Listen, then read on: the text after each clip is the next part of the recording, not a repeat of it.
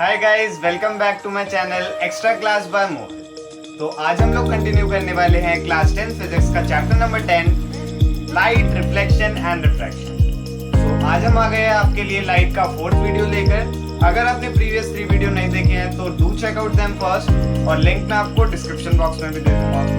तो आज हम बात करने वाले हैं स्टूडेंट्स रे डायग्राम्स ऑफ कन्वेक्स मिरर। और रे डायग्राम्स ऑफ कन्वेक्स मिरर बनाने से पहले मैं आपको रूल्स बताऊंगा रे डायग्राम्स ऑफ कन्वेक्स मिरर बनाने के लिए। ये रूल्स मैंने आपको कनकेव मिरर में भी बताए थे, पर इन्हीं रूल्स को कन्वेक्स मिरर में फिट करके मैं आपको समझाऊंगा। और इसके बाद हम क्या देखेंगे? इसके बाद हम देखेंगे यूजेस ऑफ कनकेव मिरर और कन्वेक्स मिरर। तो आइए स्टार्ट करते हैं। फर्स्ट क्या है हमारा, जब इंसिडेंट रे पैरेलल होती है प्रिंसिपल एक्सिस के, इंसिडेंट रे पैरेलल होती है प्रिंसिपल एक्सिस के, तो वो कुछ इस तरह डिविएट होती है, कुछ इस तरह रिफ्लेक्ट बैक करती है कि हमें ऐसा फील होता है कि वो रे कहां से आ रही है? वो रे आ रही है फोकस से।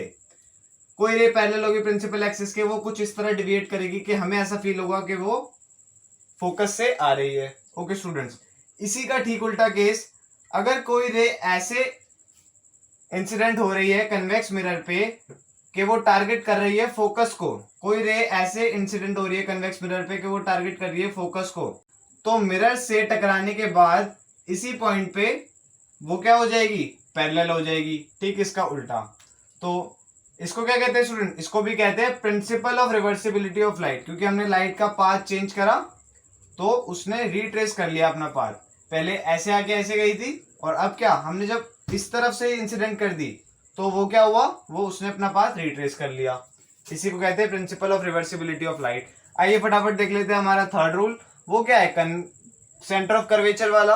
अगर कोई लाइट रे, कोई इंसिडेंट लाइट रे टारगेट करेगी सेंटर ऑफ कर्वेचर पे, तो मिरर से टकराने के बाद वो क्या हो जाएगी? वो अनडिविएटेड रहेगी, कहीं भी डिविएट नहीं होगी, और रिवर्स बैक इसी पोजीशन में वापस आ जाएगी। जैसे गई थी वैसे ही वापस आ जाएगी। ओके स्टूडेंट्स, सो आइए फटाफट अब बनाते हैं रे diagrams of convex mirror. So convex mirror कौन सा मिरर होता है? जिसमें रिफ्लेक्टिंग साइड जो हमारी होती है वो उभरी हुई होती है, बल्ज आउट वाली साइड जो होती है वो रिफ्लेक्टिंग होती है, तो वो कुछ ऐसा दिखता है। और जो हम अंदर की तरफ पेंट करते हैं और बाहर की तरफ पॉलिश करते हैं, पॉलिश इसलिए ताकि बाहर की तरफ शाइनी हो जाए, और अंदर करते हैं पेंटेड पेंट। वो भी किसका पेंट? मरकरी का करते हैं स्टूडेंट्स। तो हमने बना ली principal axis, this is pole, और कन्वेक्स मिरर है तो फोकस पीछे बनेगा और सेंटर ऑफ कर्वेचर भी पीछे बनेगा। तो इसके दो केस होते हैं स्टूडेंट्स, एक होता है ऑब्जेक्ट एट इंफिनिटी और एक होता है object at any position except infinity. Okay, तो पहला वाला ले लेते हैं object at infinity. So infinity से कौन सी रेज आती है स्टूडेंट्स? पैरेलल रेज आती है, बिल्कुल ठीक। तो पैरेलल रेज आई और नीचे से भी पैरेलल आई। अब हमने रूल पढ़ा था कि अगर कोई रे पैरेलल होगी प्रिंसिपल एक्सिस के तो वो ऐसे डिविएट करेगी कि हमें फील होगा कि वो कहां से आ रही है? फोकस से आ रही है। तो ये ऐसे डिविएट करेगी कि हमें फील होगा फोकस से आ रही है। तो ये जो रिफ्लेक्टिंग रेज है, ये दोनों रिफ्लेक्टिंग रेज है, ये असल में मीट नहीं करी है, यहाँ पर apparent meeting of reflected raise हुआ है। ये पीछे एपेरेंटली मीट करी है, हमें ऐसा फील हुआ कि ये दोनों कहीं पीछे कट रही है फोकस पे। तो ये दोनों एक्चुअल में तो नहीं कट रही, तो ये इमेज है वर्चुअल इमेज, वर्चुअल इमेज है। और यहाँ पर क्या साइज की बन रही है? पॉइंट साइज की बन रही है स्टूडेंट्स। वर्चुअल इमेज है कितने साइज की? पॉइंट साइज की, या फिर हम कह सकते हैं highly diminished, highly diminished. Okay students, अब ये इमेज इरेक्ट है या फिर इन्वर्टेड, हमें ये कैसे पता लगेगा? स्टूडेंट्स, मैंने आपको बताया था वर्चुअल के साथ हमेशा इरेक्ट आता है, वर्चुअल के साथ हमेशा इरेक्ट आता है। ये बात आप यहाँ पर तो नहीं पता कर पाओगे, पर जो इसका अगला वाला केस होगा उसमें हम देख पाएंगे कि जो वर्चुअल इमेज बन रही है यहाँ पर वो सीधी बनेगी। ओके स्टूडेंट्स, और इसका पोजीशन क्या है? At focus, at focus. तो आइए स्टूडेंट फटाफट ले लेते हैं second case of convex mirror. Object at any position except infinity. Convex mirror, यहां पर हमने मरकरी का पेंट करा और बाहर से पॉलिश। ये मिड पॉइंट पी मिरर का, this is focus, centre of curvature. तो मैंने ऑब्जेक्ट यहां पर रख लिया मानो। ओके, तो मैंने यहां पर ऑब्जेक्ट रख लिया। अब मैं आपको थोड़ा सा रिवाइज कराना चाहूंगा स्टूडेंट्स कि जो कनकेव मिरर की वर्चुअल इरेक्ट वाली इमेज थी, कनकेव मिरर की वर्चुअल इरेक्ट वाली इमेज जो कि था कनकेव मिरर का लास्ट केस। ओके स्टूडेंट्स, सो उसमें क्या था, जब हमने ऑब्जेक्ट को पी और एफ के बीच में यानी पोल और फोकस के बीच में रखा था तो हमारी इमेज बनी थी वर्चुअल इरेक्ट, और कैसी बनी थी, एनलार्ज बनी थी स्टूडेंट्स, एनलार्ज। तो जो हमारा कनकेव मिरर था वो एक केस नहीं दे पाया था, वो वर्चुअल इरेक्ट में छोटी इमेज नहीं दे पाया था, वर्चुअल इरेक्ट में छोटी इमेज नहीं दे पाया था। और उसकी कमी कौन पूरा करेगा, उसकी कमी पूरा करेगा कन्वेक्स मिरर, वो इमेज देगा हमें कन्वेक्स मिरर, वर्चुअल इरेक्ट छोटी इमेज। तो इसमें क्या होता है, सारी इमेज छोटी बनती है। अभी हमने देखा इन्फिनिटी से रेज आई थी, यानी ऑब्जेक्ट बहुत बड़ा था और हमारी जो इमेज बनी वो पॉइंट साइज बनी, पॉइंट साइज। अभी इधर हमारा ऑब्जेक्ट ये रहा और हमने क्या करा, एक पैरेलल रे लेकर आए, वो कुछ इस तरह डिविएट होगी कि वो कहां से पास करी है, फोकस से पास करी है स्टूडेंट्स। और जो मैंने थर्ड रूल बताया था आपको कि सेंटर ऑफ कर्वेचर पे अगर कोई रे टारगेट करेगी तो वो अनडिविएटेड रहेगी, तो रिफ्लेक्टेड भी यही है और इंसिडेंट भी यही है। ओके, यहाँ पर फिर से इस पॉइंट पर ये कट रही है कहीं पीछे, ये एपरेंट मीटिंग है, इसलिए इमेज कैसी बनी है, वर्चुअल बनी है। यहाँ पर हम क्लियरली देख सकते हैं कि जो हमारी इमेज बनी है वो इरेक्ट बनी है स्टूडेंट, सीधी बनी है, सीधी बनी है। तो ये बात भी प्रूफ हो गई कि वर्चुअल के साथ हमेशा इरेक्ट आता है। अब इसका साइज कैसा है स्टूडेंट्स, इसका साइज है डिमिनिश्ड, डिमिनिश्ड या फिर कह लो छोटी इमेज बनी है, स्मॉल इमेज बनी है, स्मॉल इन साइज। और इसकी पोजीशन क्या है, between pole and focus, between pole and focus. तो स्टूडेंट सारे केस में अगर हम ऑब्जेक्ट को कहीं भी रख दे, थोड़ा पीछे रख दे, थोड़ा आगे रख दे, तो हर केस में स्टूडेंट्स जो इमेज की पोजीशन होगी वो पोल एंड फोकस के बीच में रहेगी। इमेज का नेचर कैसा होगा, वर्चुअल इरेक्ट यानी आभासी होगी और सीधी होगी। और क्या, जो हमारी इमेज बनेगी वो डिमिनिश बनेगी, हमेशा छोटी बनेगी। जो केस कनकेव मिरर नहीं दे पाया था उस केस को किसने दिया, कन्वेक्स मिरर ने स्टूडेंट्स। तो ये तो थे रे डायग्राम्स ऑफ कन्वेक्स मिरर। तो आइए स्टूडेंट्स अब हम देख लेते हैं यूजेस ऑफ कनकेव मिरर। तो कनकेव मिरर कहाँ कहाँ पर यूज आता है, अब हम देखेंगे कनकेव मिरर के प्रैक्टिकल यूज। वैसे तो डेली लाइफ में हम कनकेव मिरर का यूज करते रहते हैं पर हमने कभी नोटिस नहीं किया, तो आइए अब उन पर भी नोटिस कर लेते हैं। तो कनकेव मिरर बेसिकली होता कैसा है, कनकेव मिरर इस तरह का होता है और बाहर से हमने मरकरी का पेंट किया होता है और अंदर से पॉलिश किया होता है। अंदर का सरफेस, केव वाला सरफेस रिफ्लेक्टिंग होता है स्टूडेंट्स।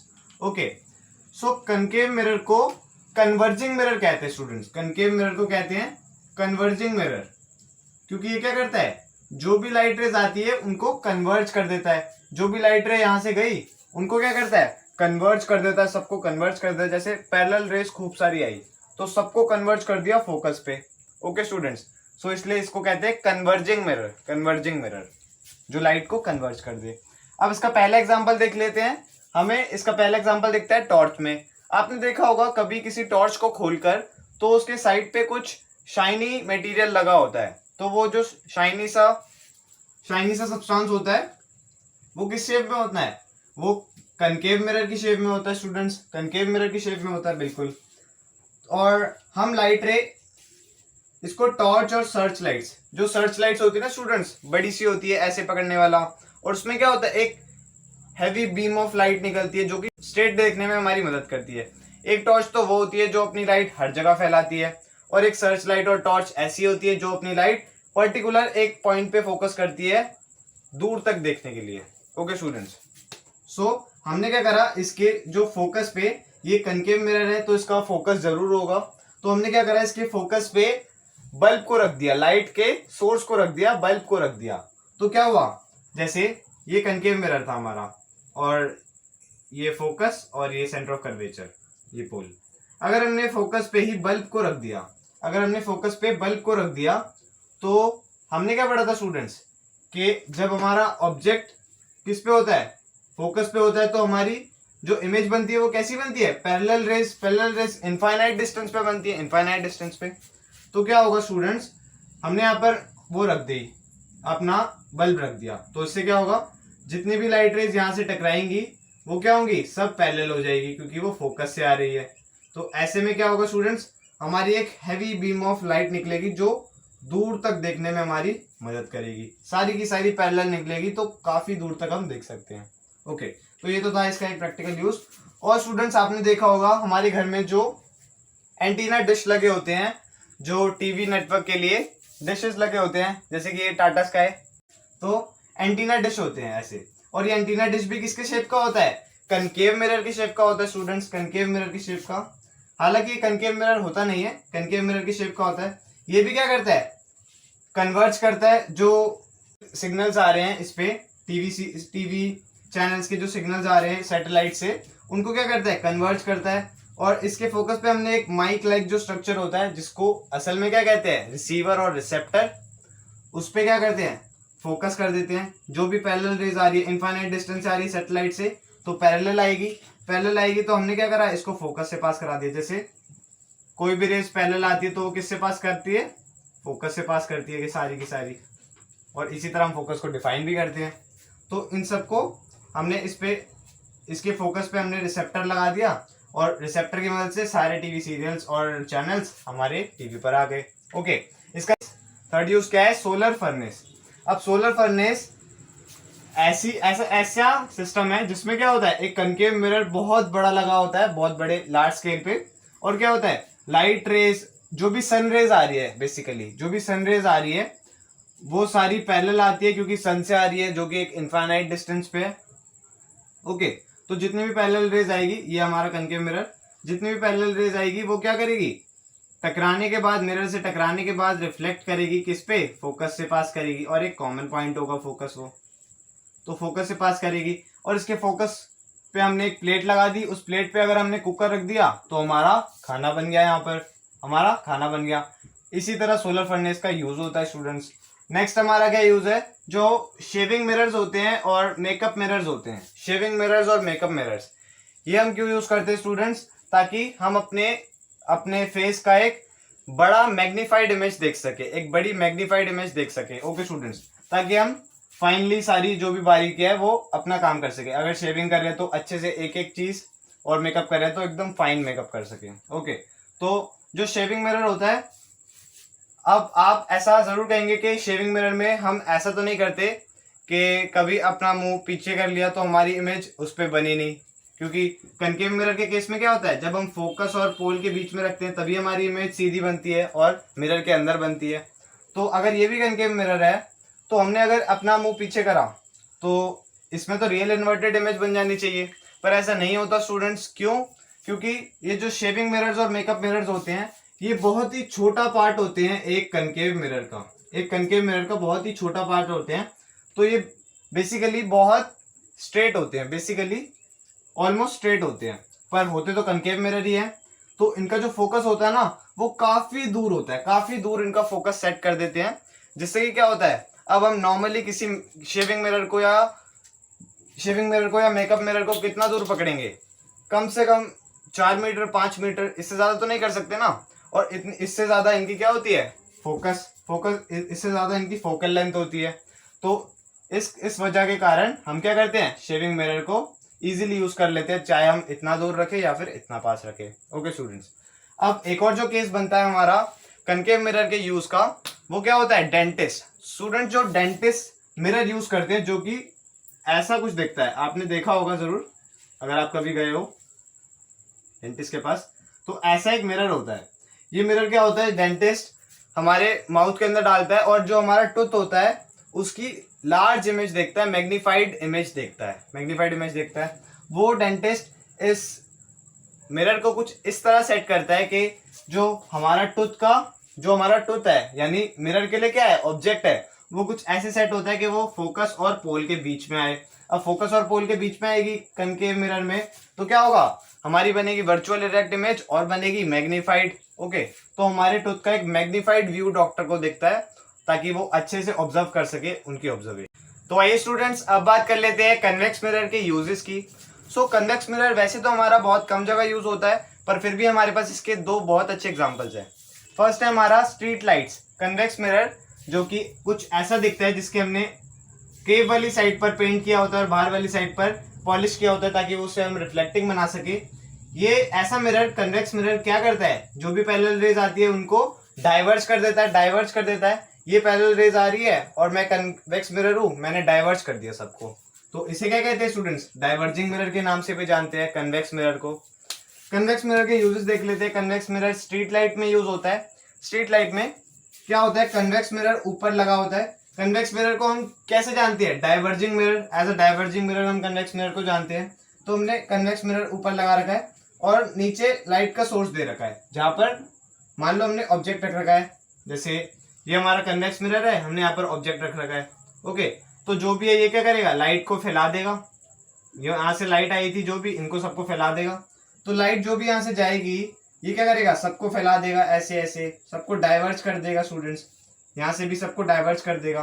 तो इससे क्या होगा? हमें एक ब्रॉड एरिया में लाइट रेस देखने को मिलेगी, रोशनी देखने को मिलेगी स्टूडेंट्स। इसका नेक्स्ट एग्जांपल है rear view mirror. Rear view mirror, आपने ये लाइन तो बहुत बार पढ़ी होगी और सुनी भी होगी। Objects in the mirror are much closer than they actually appear. ये लाइन वहां पर लिखी होती है रियर व्यू मिरर। ये लाइन रियर व्यू मिरर के नीचे लिखी होती है। Okay students, rear view mirror होता क्या है? जो भी हम कार, व्हीकल्स, ट्रक और भी बाकी सारे 4 व्हीलर्स और 2 व्हीलर चलाते हैं, जो भी व्हीकल चलाते हैं, उनमें जो रियर व्यू मिरर्स होता है, जो साइड में मिरर्स होते हैं, उन्हें कहते हैं रियर व्यू मिरर। और उसके नीचे ये लिखा होता है। और इसमें कौन सा मिरर यूज होता है students? Convex mirror. Convex mirror use होता है स्टूडेंट्स। सो कन्वेक्स मिरर यूज क्यों किया? अगर हम थोड़ा सा दिमाग लगाए तो स्टूडेंट्स, कन्वेक्स मिरर हमने इसलिए यूज करा क्योंकि कन्वेक्स मिरर हमें छोटी इमेज दिखाता है, सीधी। वर्चुअल इरेक्ट यानी हमें मिरर में इमेज दिखेगी, सीधी भी दिखेगी। और ये क्या करता है? छोटी इमेज दिखाता है हमें। छोटी इमेज हमें कब चाहिए? जब हम अगर कोई किसी भी चीज की राइडिंग कर रहे हैं, जैसे हम बाइक राइडिंग कर रहे हैं या फिर हम कार चला रहे हैं, कार राइड कर रहे हैं, तो हमें जो बैक ट्रैफिक है, जो हमारे पीछे का ट्रैफिक है, उसे देखने के लिए कन्वेक्स मिरर जैसे मिरर की जरूरत है। क्यों? क्योंकि कन्वेक्स मिरर क्या करता है? एक ब्रॉड एरिया को छोटा कर देता है, मतलब ऑब्जेक्ट्स का साइज छोटा कर देता है। जो भी कार पीछे बड़ी बड़ी चल रही है, उनका साइज छोटा करके मुझे मिरर में दिखा देगा। एक ब्रॉड एरिया का व्यू मैं ले सकता हूँ कन्वेक्स मिरर से। तो इसलिए रियर व्यू मिरर में कन्वेक्स मिरर का यूज होता है। कन्वेक्स मिरर का यूज होता है। सो जिससे क्या होता है? अगर हम यहाँ पर कन्वेक्स मिरर की जगह कनकेव मिरर लगा देंगे तो क्या होगा स्टूडेंट्स? कनकेव मिरर के लिए तो वो डिस्टेंस कैसा होगा? इनफाइनाइट डिस्टेंस होगा, या फिर बियॉन्ड सेंटर ऑफ कर्वेचर और बाकी सारे जो भी हमारे केसेस बनते हैं। तो उसमें इमेजेस कैसी बनेगी? रियल इन्वर्टेड इमेजेस बनेगी स्टूडेंट्स। और जब तक हमारा ऑब्जेक्ट पोल और फोकस के बीच में आएगा, तब हमें वर्चुअल इरेक्ट इमेज मिलने वाली होगी, तब तक तो गाड़ी ठुक जाएगी। सो कैसा लगा आपको ये वीडियो? अगर वीडियो इन्फॉर्मेटिव लगा हो तो कमेंट करके जरूर बताएं। और ऐसे मोर वीडियोस देखने के लिए आप हमारे चैनल को सब्सक्राइब भी कर सकते हैं। So that's all for today's guys. Until the next video, keep practicing, keep learning. I am Mohit and I thank you so much for watching.